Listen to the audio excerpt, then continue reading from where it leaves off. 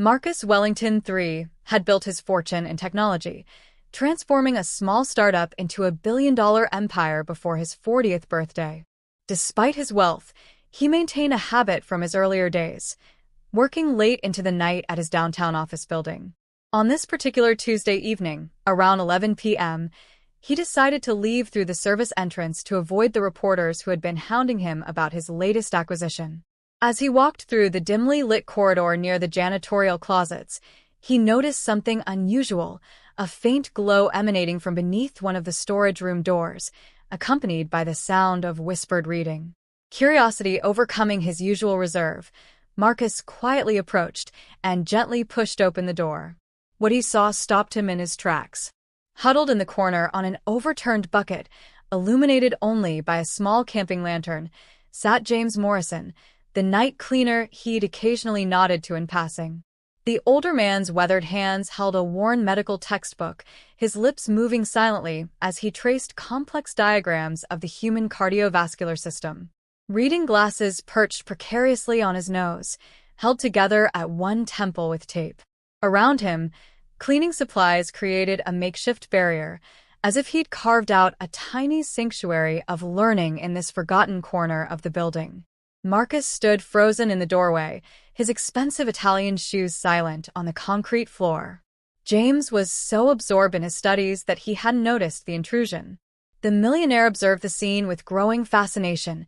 Here was a man who could have been relaxing, watching television, or sleeping, instead choosing to pursue knowledge in conditions that most would find intolerable. The storage room was cold, barely heated, and the lighting was so poor that Marcus couldn't imagine how James could read without straining his eyes to the point of damage. Yet there was something profound in the determination etched on the cleaner's face, a hunger for knowledge that transcended comfort and convenience. "I'm sorry to disturb you," Marcus finally said, his voice softer than he'd intended. James startled so violently that he nearly knocked over his lantern, his face cycling through emotions, shock, fear, embarrassment, and finally resignation. He began stammering an apology, explaining that he only studied during his breaks, that it didn't interfere with his work, that he'd never used company electricity. Marcus raised a hand to stop him. "How long have you been studying here?" he asked. James hesitated before answering. 3 years, sir. Since my wife passed, and I moved into a smaller place. The lighting at my apartment isn't good enough, and the library closes at 9. The weight of that simple statement hung in the air between them. Marcus found himself looking at James with new eyes, seeing not just an employee but a person with dreams, aspirations, and the kind of determination that he'd built his own success upon. "What are you studying?" he asked, genuinely curious now. James's eyes lit up despite his obvious discomfort at being discovered. "Pre-med prerequisites, sir. I know it seems foolish at my age.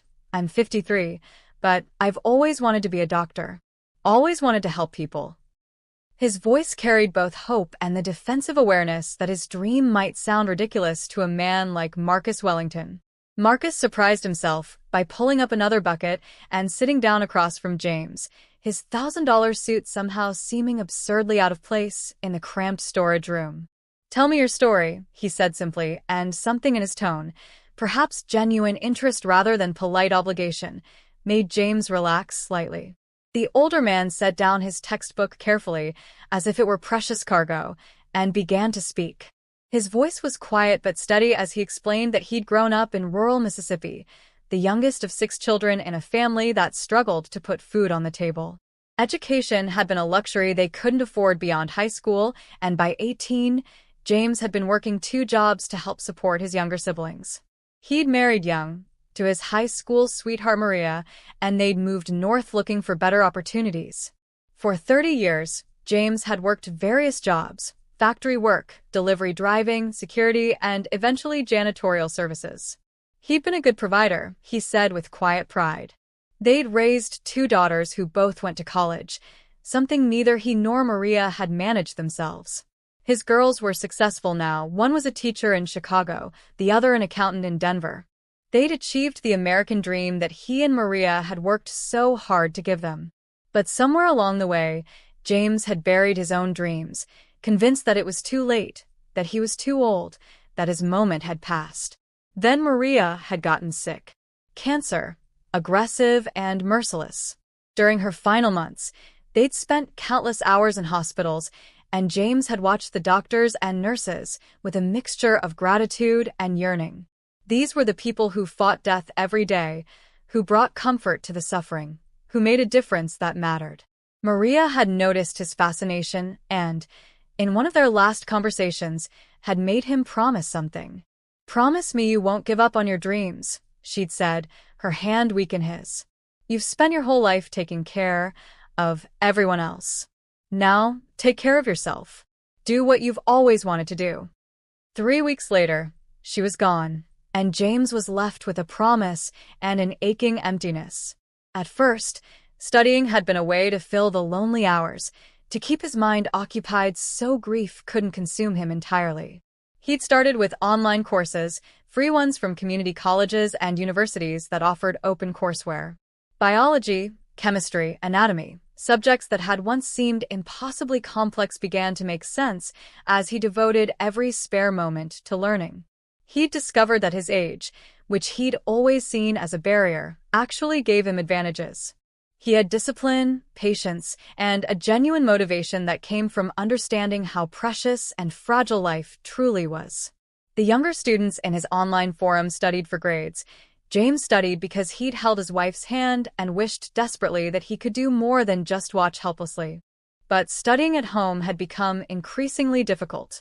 After Maria's death, he'd moved to a smaller apartment to save money. Most of his income went toward textbooks and online course fees. The apartment was in an older building with poor lighting, and his eyes, already strained from years of close work, couldn't handle reading in those conditions for long periods. The public library had been a solution until it started closing earlier due to budget cuts. That's when he'd started using his break time at work, finding this forgotten storage room where he could study undisturbed. He knew it looked pathetic, he told Marcus, a grown man hiding in a closet with a camping lantern like some kind of vagrant. But it was the only way he could make his promise to Maria mean something real. Marcus listened to all of this without interrupting, his mind working through calculations that had nothing to do with business and everything to do with human potential. Here was a man who exemplified everything Marcus claimed to value: determination, self-improvement, resilience in the face of obstacles. Yet James had been invisible to him until tonight, just another service worker whose name he barely knew. The realization was uncomfortable, forcing Marcus to confront his own blindness to the lives happening all around him. "What's your ultimate goal?" Marcus asked. "If you could do anything, what would it look like?" James smiled, an expression that mixed hope with the practiced self-protection of someone used to disappointment. "I'd like to go to medical school. Become a doctor, maybe work in underserved communities where people can't afford regular health care. Use whatever time I have left to make a real difference." The next morning, Marcus couldn't stop thinking about James Morrison. During his executive meeting, while his team presented quarterly projections and expansion strategies, Marcus found his mind wandering to that dimly lit storage room and the man studying cardiology by lamplight. When his CFO asked for his input on a proposed merger, Marcus realized he hadn't heard a word of the presentation. He apologized, blamed tiredness, and promised to review the materials later. As soon as the meeting ended, he called his executive assistant into his office. "Sarah, I need you to compile some information for me," he said. "I want to know everything about medical school prerequisites, admission requirements, scholarships for non-traditional students, and programs specifically designed for older students returning to education." Sarah, accustomed to Marcus's occasionally unusual requests, simply nodded and made notes. "Is this for a personal interest or a potential investment?" she asked. Marcus paused, considering the question. "Personal," he finally said, "but it might become something more." Over the next few days, Marcus dove into research with the same intensity he brought to business ventures. He discovered that while James's dream was challenging, it wasn't impossible. Several medical schools had programs designed for career changers, and some even valued the life experience that older students brought. The main barriers were financial — medical school was crushingly expensive — and academic — James would need to complete specific undergraduate prerequisites and achieve competitive scores on the MCAT entrance exam. Marcus also did something he'd never done before. He began paying attention to James's work. He started staying late intentionally, observing how the cleaner moved through the building with quiet efficiency, how he treated his work with dignity despite its humble nature. He noticed that James always had a kind word for the few other employees working late, that he carefully arranged the furniture he moved, that he took pride in leaving each office spotless. One evening, Marcus accidentally left his office door open and his computer on, displaying a challenging business analysis. When he returned from a fabricated errand, he found James had moved on to the next office, but the cleaning in Marcus's space was impeccable, and nothing on his desk had been disturbed. Integrity, Marcus thought. The man had integrity. On Thursday night, exactly 1 week after his initial discovery, Marcus made his move. He arranged to be in the building late again, but this time he came prepared. He carried a large box, surprisingly heavy, and made his way to the storage room where he knew James would be studying. He knocked this time, and when James opened the door, the cleaner's face registered surprise and worry. "Mr. Wellington, sir, I promise I'm on my break." Marcus cut him off with a smile. "I know, James. That's not why I'm here. May I come in?" Confused but unable to refuse, James stepped aside. Marcus set down the box and looked around the cramped space. "I've been thinking about our conversation," he began. "About your goals, your promise to your wife, and what you're trying to accomplish." James nodded slowly, uncertain where this was heading. Marcus opened the box and began pulling out items: a high-quality LED desk lamp, a portable folding table, a cushioned folding chair, several new textbooks, and a tablet loaded with medical school preparation software.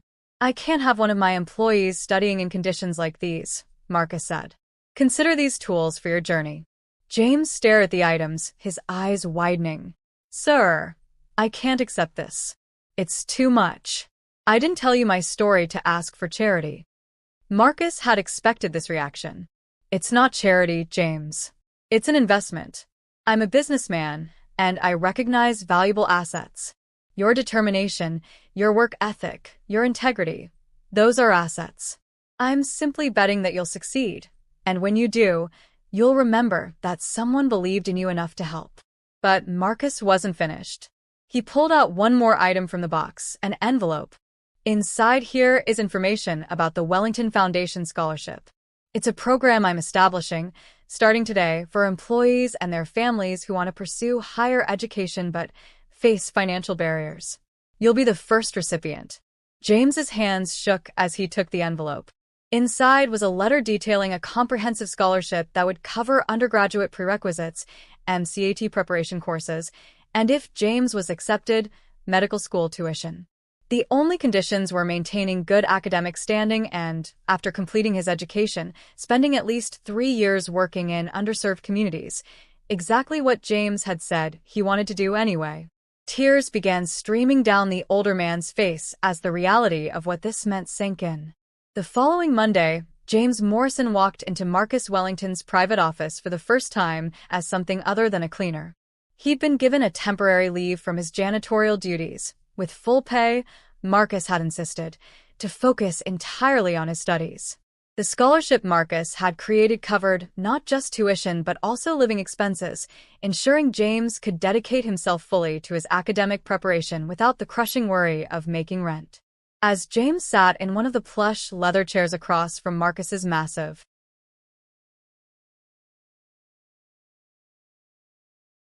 desk, he felt like he'd stepped into an alternate reality. Just 10 days ago, he'd been scrubbing these floors. Now he was being treated as an equal, even a protege. Marcus had assembled a team to help James succeed. There was Dr. Patricia Chern, a retired biology professor who had agreed to tutor James in the sciences. There was Marcus's own nephew, David, who had recently completed medical school and could provide insights into the application process and what to expect. There was even a study coordinator who would help James create an optimal schedule, balancing the various prerequisite courses he needed to complete in compressed timeframes. "I know this might feel overwhelming," Marcus said, watching James's face cycle through emotions. "But I want you to understand something important. This isn't about me rescuing you. You were already doing this on your own. I'm just removing the obstacles that were making it unnecessarily difficult." The transformation in James's life was rapid and profound. He enrolled at a local community college to complete his remaining prerequisites: calculus, organic chemistry, physics, and upper-level biology courses. With his living expenses covered and no longer needing to work nights, he could attend classes during the day and study in proper conditions. Dr. Chen met with him 3 times a week, helping him build the strong foundation in sciences that medical schools required. At first, James struggled with imposter syndrome, convinced that he didn't belong in classrooms with students young enough to be his children. But gradually, his life experience became an asset. When discussing biochemistry, he could relate concepts to real-world applications. When studying anatomy, his questions were deeper, more clinically oriented. Marcus, meanwhile, found himself more invested in James's success than he'd anticipated. He checked in regularly, not as a benefactor monitoring an investment, but as someone genuinely interested in James's progress. Their conversations evolved beyond academics. James would share stories from his life, his childhood in Mississippi, his years working various jobs, the lessons he'd learned from Maria. Marcus, in turn, found himself opening up about his own journey, the loneliness that sometimes accompanied success, the question of whether his wealth had meaning if it only enriched himself. In James, Marcus had found something rare, a friendship based not on his money or power, but on mutual respect and genuine connection. 6 months into James's accelerated study program, Marcus made another decision. He expanded the Wellington Foundation Scholarship Program, allocating $10 million to fund education for employees across all his companies. The response was overwhelming. Dozens of workers applied, security guards wanting to become engineers, administrative assistants pursuing nursing degrees, warehouse workers studying computer science. Each application represented a dream deferred, a potential unrealized because of financial barriers. Marcus hired a full-time team to manage the program, but he insisted on personally reading every application. What he discovered astonished him. His companies were filled with talented, ambitious people whose potential had been invisible because of their job titles. The story of Marcus and James began to leak out, despite Marcus's preference for privacy. A junior marketing employee mentioned it to a friend who worked at a local newspaper, and soon reporters were calling, wanting to cover the heartwarming story of the billionaire and the janitor. Marcus initially refused all interviews, uncomfortable with the attention. But James persuaded him otherwise. "If people hear about this, maybe other companies will start similar programs," James argued. "Maybe other people with dreams will find the courage to pursue them. Your story, our story, could be the light someone else needs in their darkness." Reluctantly, Marcus agreed to a single interview with a respected journalist on the condition that the focus remained on the scholarship program and the potential of continuing education, not on him personally. Not everyone celebrated James's opportunity or Marcus's generosity. Some of James's former colleagues felt resentful, wondering why they hadn't been noticed or helped. 30 years I've worked in this building," one veteran cleaner complained to anyone who would listen. "But I don't get a scholarship because I wasn't lucky enough to be studying when the big boss walked by." Marcus, hearing of this through his HR department, felt the criticism was fair. He couldn't personally discover and sponsor every deserving employee, which was exactly why he'd created the formal scholarship program. But the incident highlighted an uncomfortable truth. Even well-intentioned generosity could create divisions and resentment. James faced his own challenges.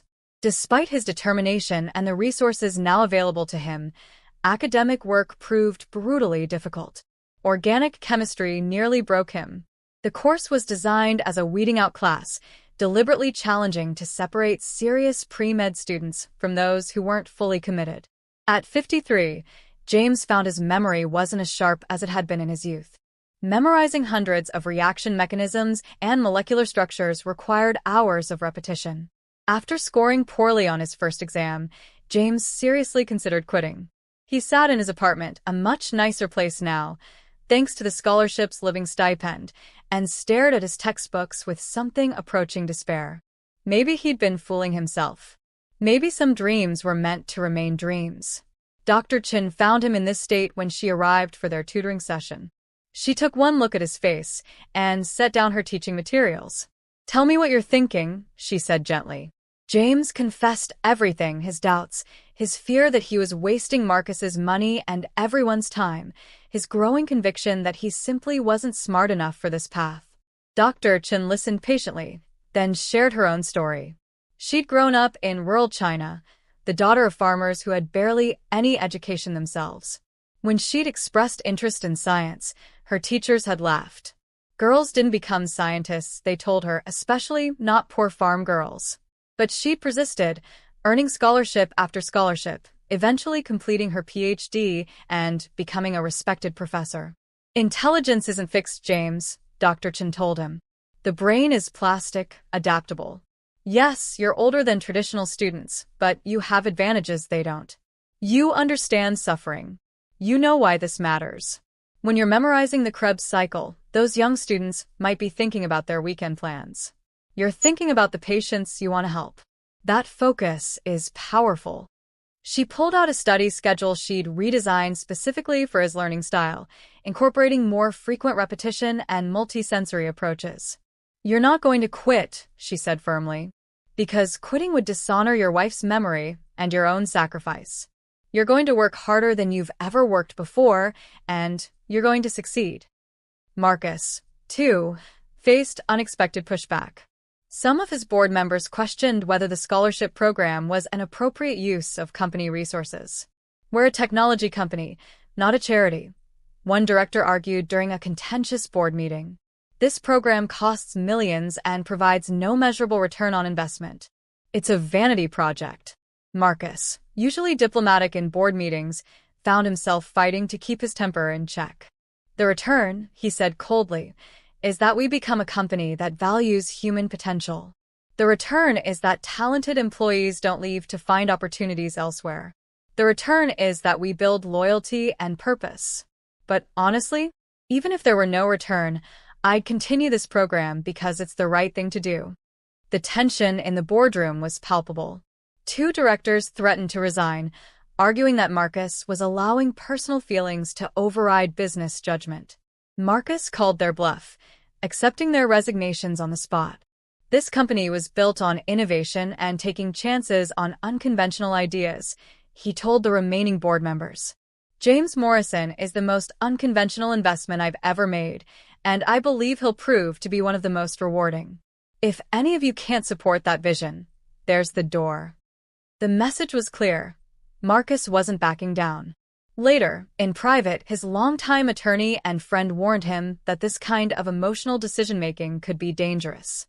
"You're too invested in this man's success," the attorney cautioned. "What happens if he fails?"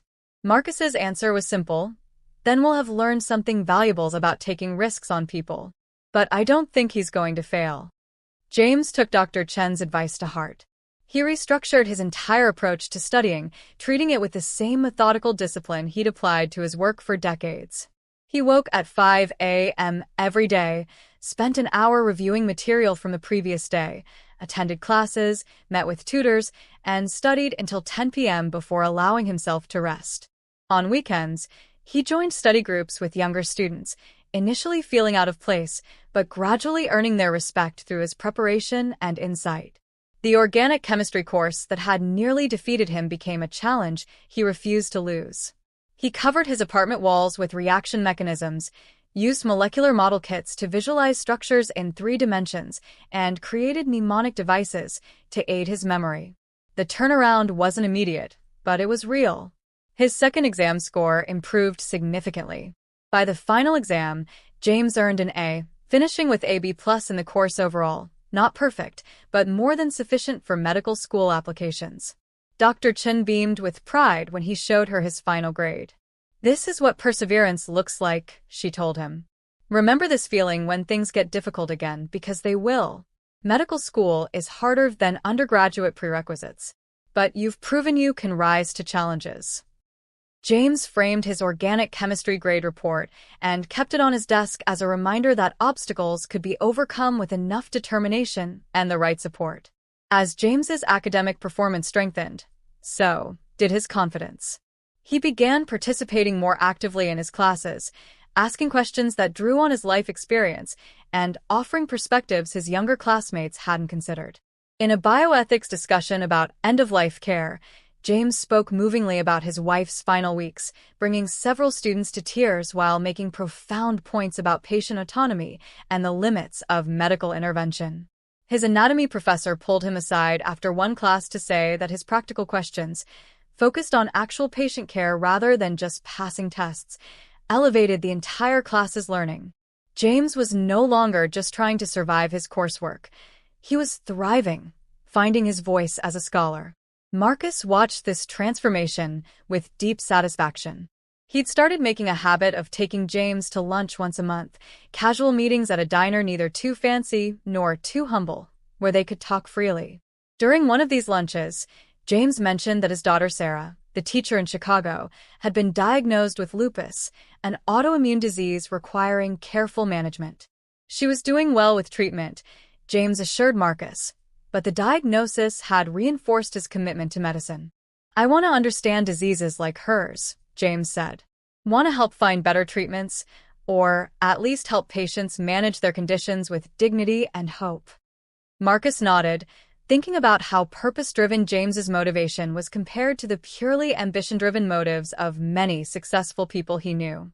The scholarship program, meanwhile, was exceeding expectations. The first cohort of recipients included 30 employees from various backgrounds and career goals. There was Maria Rodriguez, a cafeteria worker pursuing a nursing degree. There was Tom Williamson, a warehouse supervisor studying industrial engineering. There was Keisha Johnson, an administrative assistant working toward becoming a licensed therapist. Each had a story of deferred dreams and untapped potential. Marcus established quarterly gatherings where scholarship recipients could meet, share experiences, and support each other. What emerged was a community of adult learners who understood each other's challenges in ways traditional students couldn't. They became each other's cheerleaders, study partners, and sources of encouragement during difficult times. The media attention, which Marcus had tried to minimize, grew despite his efforts. The story of the millionaire and the janitor became a feel-good narrative that spread across social media, spawning articles, think pieces, and eventually a segment on a national morning show. Marcus reluctantly agreed to appear alongside James, and the interview revealed a side of the businessman that surprised many who knew him only through his corporate reputation. He spoke passionately about wasted human potential, about how society often failed to recognize talent that didn't come in expected packages. James was always brilliant, Marcus told the interviewer. He just needed someone to see it and provide the opportunities he'd been denied. How many other James Morrisons are out there, studying in darkness, waiting for someone to turn on the lights? 2 years after Marcus first discovered James in that storage room, the time came for James to apply to medical schools. He'd completed all his prerequisites with strong grades, a 3.7 GPA that was remarkable given his compressed timeline and his decades away from formal education.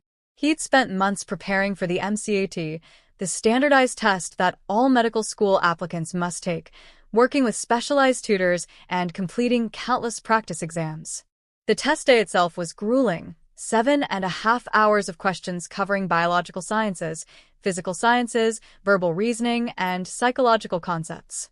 James emerged mentally exhausted but cautiously optimistic. When his scores arrived 6 weeks later, he'd earned a 512 out of 528, not a perfect score, but well above the median for accepted medical students. The application process was daunting in its complexity. James had to write a personal statement explaining why he wanted to become a doctor, submit letters of recommendation, complete extensive secondary applications for each school, and prepare for interviews. His personal statement went through dozens of drafts, with input from Marcus, Dr. Chun, and David, Marcus's nephew who'd recently completed medical school. The challenge was balancing his compelling personal story, the older student pursuing a dream, with evidence of serious academic preparation and realistic understanding of what medical training involved. He wrote about Maria, about watching the healthcare professionals who'd cared for her, about his desire to serve underserved communities. But he also wrote about the joy he discovered in scientific learning, the intellectual satisfaction of understanding how the human body works. Marcus provided something most applicants didn't have: connections. He didn't try to buy James's way into medical school. That would have undermined everything James had worked for. But he did make calls to medical school deans he knew, suggesting they give serious consideration to a remarkable non-traditional applicant. "I'm not asking for favors," Marcus told each person he contacted. "I'm just asking that you not dismiss his application because of his age. Look at what he's accomplished. Read his story.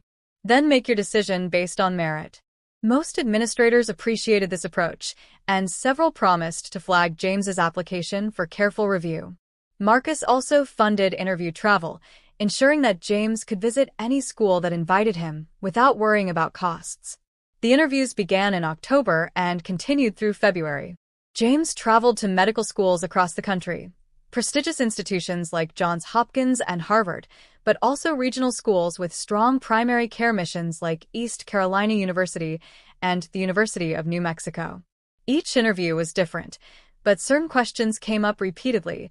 How would he handle the physical demands of medical school at his age? Did he understand that he'd be much older than his classmates? What would he do if he wasn't accepted? James answered honestly. He acknowledged that his age was a factor but pointed out that he'd maintained excellent health and physical fitness. He embraced being older than his classmates, arguing that his maturity and life experience would be assets. "And if he wasn't accepted? I'll apply again next year," he said simply. "This isn't a whim. It's my calling." Some interviews went exceptionally well.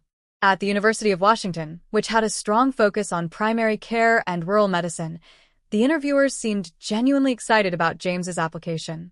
The dean of admissions told him, "We need more students like you, people who've lived life, who understand the communities they'll serve, who come to medicine for the right reasons." Other interviews were more skeptical. At one Ivy League institution, a faculty interviewer openly questioned whether James was being realistic, whether he'd considered that he'd be nearly 60 when he finished residency training. James remained composed, responding that age was less important than commitment and capability. But driving away from that interview, he felt deflated, wondering if the interviewer was right to question his choices. Marcus was a constant source of support throughout this process. After each interview, regardless of how it went, he'd call James to debrief. When James felt discouraged, Marcus reminded him that he only needed one acceptance, one school willing to take a chance on him. When James felt confident, Marcus kept him grounded, reminding him that admission was competitive and nothing was guaranteed. Their relationship had evolved far beyond benefactor and recipient. They'd become genuine friends, despite the vast differences in their backgrounds and circumstances. Marcus confided in James about business challenges and personal uncertainties. James shared his hopes for his daughters and his grief that Maria wouldn't be there to see him achieve this dream. They'd become witnesses to each other's lives in a way that felt sacred to both of them. The months between completing interviews and receiving admission decisions were agonizing. Medical schools typically notify applicants on a rolling basis between October and April, with most decisions coming in February and March. James tried to stay busy, volunteering at a free clinic where he could observe physicians and get a realistic preview of medical practice. He also began working part-time again. Not cleaning. Marcus had offered him a position in the company's community outreach department, but he felt the need to stay grounded in work, to have something to occupy his hands and mind while waiting. The job involved coordinating the scholarship program that had changed his life, helping other employees navigate their own educational journeys. The first responses started arriving in January.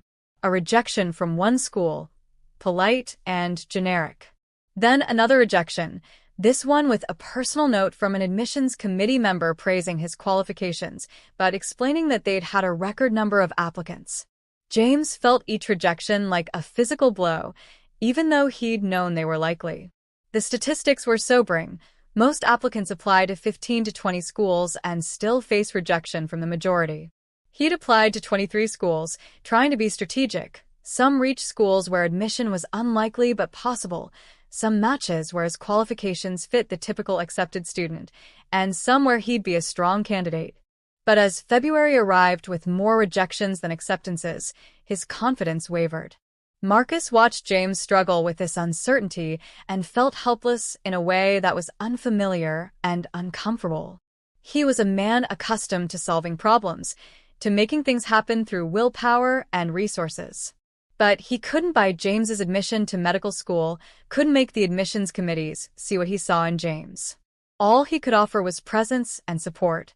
They started meeting twice a week for dinner, never explicitly discussing the waiting, but both understanding that these meals were anchors for James, reminders that his worth wasn't determined by medical school acceptance letters. During one particularly difficult dinner, after James had received his 7th rejection, Marcus said something that James would never forget. Regardless of what happens, you've already succeeded. You've transformed your life, pursued your dream, proven that age is just a number. Medical school would be lucky to have you. Then, on March 15th, everything changed. James received an email with the subject line, "Admission decision available from Case Western Reserve University School of Medicine in Cleveland." His hands shook as he logged into the application portal. The first word he saw was "congratulations." He'd been accepted. He read the letter 3 times, unable to believe it was real, then called Marcus immediately. "I got in," he said, his voice breaking. "I actually got in." Marcus, in the middle of a board meeting, excused himself and stepped into the hallway. "James, that's incredible. I knew you could do it." They talked for 20 minutes.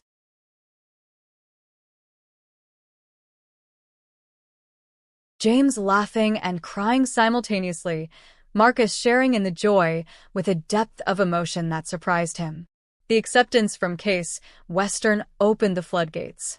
Over the next 2 weeks, James received 3 more acceptances from the University of Vermont, East Carolina University, and Ohio State University. Each acceptance letter praised his unique background and expressed enthusiasm about having him join their medical student community. James was overwhelmed with choices, a situation he'd never imagined being in. He created spreadsheets comparing the schools, their curricula, their missions, their locations, their clinical opportunities. He visited the schools again, this time as an accepted student rather than an anxious applicant. The medical students he met were welcoming, curious about his story, and reassuring about his concerns regarding age. James ultimately chose Case Western Reserve, drawn by its strong primary care focus, its innovative curriculum that emphasized early clinical exposure, and its location in Cleveland, a city with significant health disparities where he felt he could make a real impact during his training. When he informed Marcus of his decision, the businessman insisted on celebrating. He threw a party at his home, inviting not just James's family but also Dr. Chun, David, the scholarship program recipients, and even some of James's former janitorial colleagues. It was a diverse gathering that never would have happened without James's journey. During a toast, Marcus looked at James and said, "2 years ago, I thought I was successful because I'd made money. You've taught me what real success looks like, having the courage to pursue your purpose, no matter the obstacles. Thank you for that lesson." On August 1st, James Morrison began medical school at Case Western Reserve University. At age 55, he was by far the oldest student in his class of 192 students. Most of his classmates were in their early 20s, fresh from undergraduate programs, with a few non-traditional students in their late 20s or early 30s. Nobody else was even close to James's age. The first week was orientation, tours of the campus, introductions to faculty, sessions on study skills and stress management, and the white coat ceremony, where new medical students formally begin their journey by receiving their first white coats.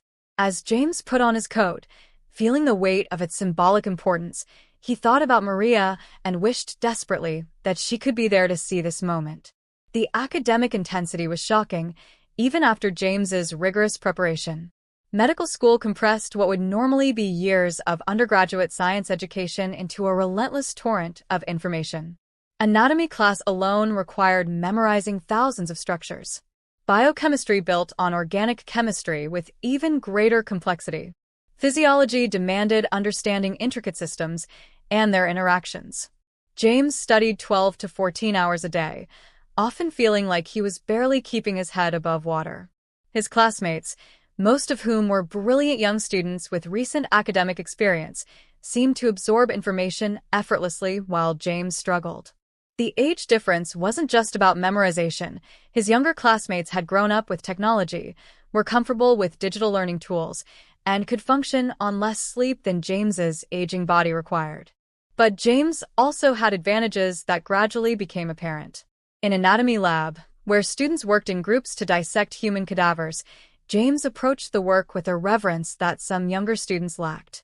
He understood viscerally that these were people who had generously donated their bodies for education, not just teaching materials. His careful, methodical approach impressed his lab partners and the anatomy professor. In clinical skills training, where students learn to interview patients and perform physical exams, James's natural empathy and communication skills, honed over decades of interacting with people from all walks of life, made him stand out. When standardized patients, actors trained to portray specific medical conditions, provided feedback, they consistently praised James's bedside manner, his ability to make them feel heard and respected.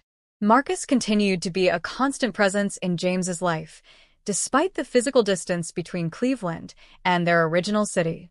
They talked weekly, with Marcus checking in on James's well-being and offering encouragement during particularly difficult stretches. Marcus also visited twice during James's first semester, taking him out for meals where James could decompress and remember that there was life beyond medical textbooks. During one visit, Marcus shared that the scholarship program had expanded again, now supporting over 100 employees across his various companies in pursuing higher education. You started something bigger than retry. YS. Continue.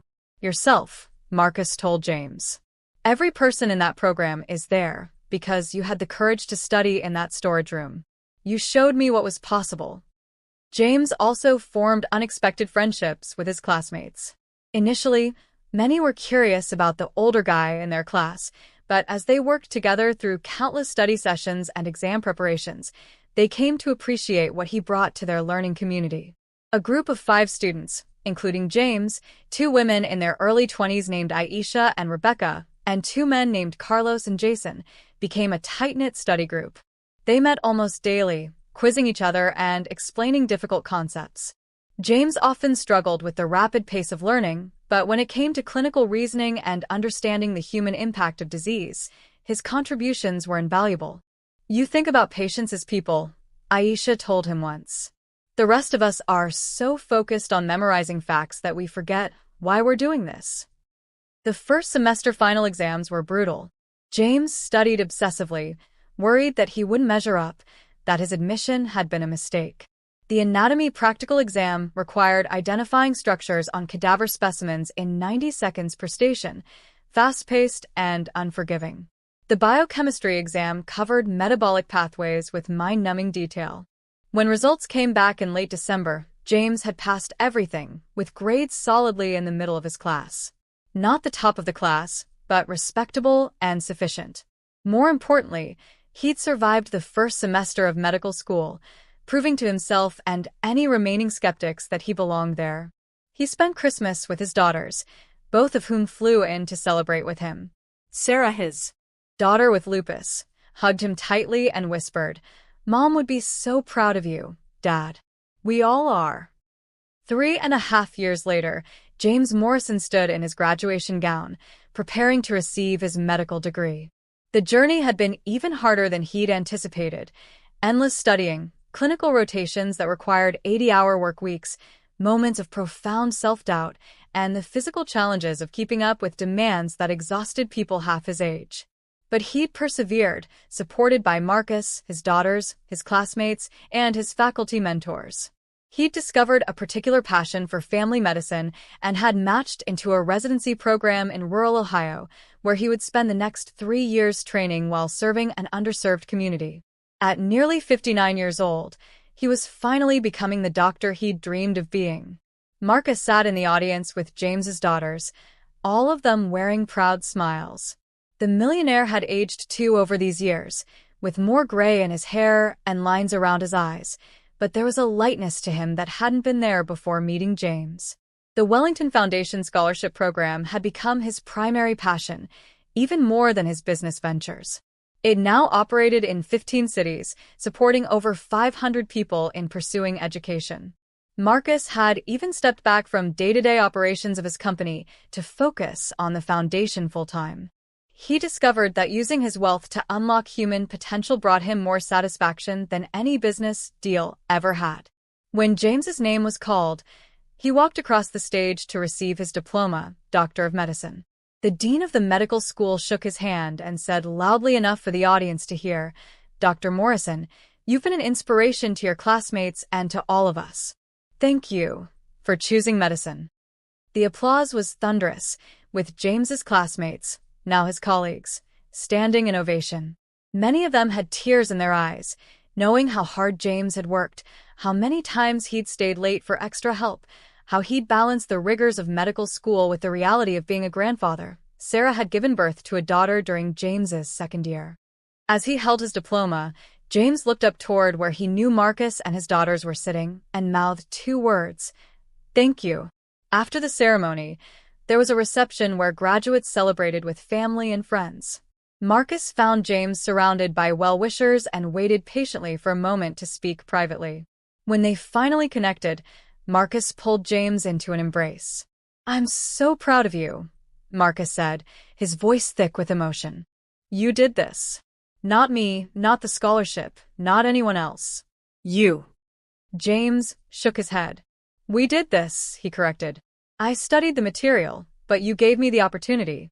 You saw someone studying in the dark and turned on the lights. That changed everything." They stood there for a moment, two men from completely different worlds who had changed each other's lives in ways neither could have predicted. James's story had continued to resonate far beyond his immediate circle. Over the years, it had inspired other companies to create similar programs, other individuals to pursue delayed dreams, other people to look beyond surface appearances to see the potential in everyone they met. Universities had created special pathways for non-traditional students. Healthcare organizations had begun actively recruiting older medical students, recognizing the value of life experience and maturity in patient care. The narrative of "it's too late to change your life" was being challenged by James's example and the examples of others like him. The media had followed his journey, and today several news outlets were at the graduation to capture Dr. Morrison's achievement. In his residency, James would go on to become exactly the kind of doctor he'd hoped to be. His patients, many of whom were older adults themselves, felt an immediate connection with him. They trusted this doctor, who had lived a full life before medicine, who understood financial struggles and loss and perseverance. His colleagues valued his steady presence, his thoughtful approach to complex cases, and his genuine commitment to serving the community. And 3 years later, when he completed his residency at age 62, Dr. James Morrison opened a small family medicine practice in a rural town that hadn't had a resident physician in over a decade. He kept a photo on his desk, one that Marcus had taken years ago, showing a dimly lit storage room with a camping lantern, a bucket, and a worn medical textbook. It reminded him of where he'd started and why he'd never give up on his patients, no matter how dark things seemed. Marcus visited the practice on its opening day, cutting the ribbon alongside James. Reporters asked Marcus if he'd ever imagined, that night he discovered James studying in the storage room, that it would lead to all this: the scholarship program, the policy changes, the hundreds of lives changed. Marcus smiled and said, "I think we all walk past miracles every day without noticing them. James taught me to pay attention, to see people as they truly are rather than just the roles they fill. That one lesson has been worth more than any business success I've ever had." The question isn't whether I imagined this would happen. The question is how many other James Morrisons are out there right now, studying in the dark, waiting for someone to see them. Our job is to turn on as many lights as we can. And as Dr. James Morrison welcomed his first patient, an elderly farmer with diabetes who had driven 40 miles because he'd heard there was finally a doctor nearby who really cared, he thought about Maria, about the promise he'd kept, about the unexpected journey that had brought him here. He thought about Marcus, about kindness between strangers that had become brotherhood. And he thought about all the people who had their own dreams deferred, their own talents hidden, waiting for their moment in the light. His story, he knew, wasn't just about one man becoming a doctor. It was about what becomes possible when we see each other's humanity, when we invest in each other's potential, when we refuse to accept that any dream is too late or any person is too old to transform their life. It was about the revolutionary act of believing in someone, and the magic that happens when that belief is returned with determination, gratitude, and purpose.